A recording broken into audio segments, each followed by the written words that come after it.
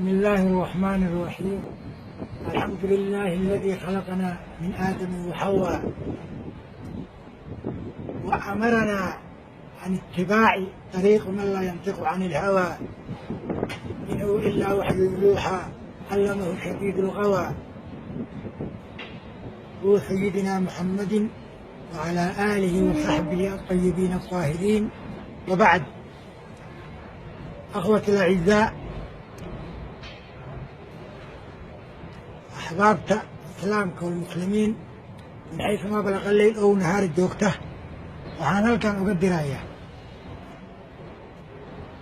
waxaan maqlay in sawirkayga intii la soo geliyey facebookga la yidhi ninkan baa nebinimo sheegtay.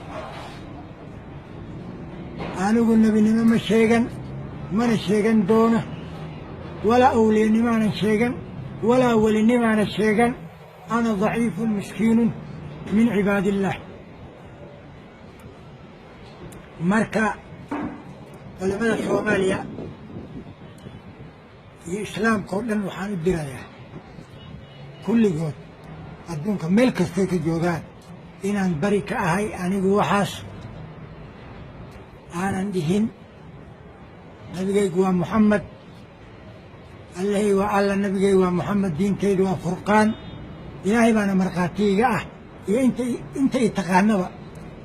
وقولوا قولي هذا واستغفر الله لي ولكم وتقبل الله صالح الأعمال.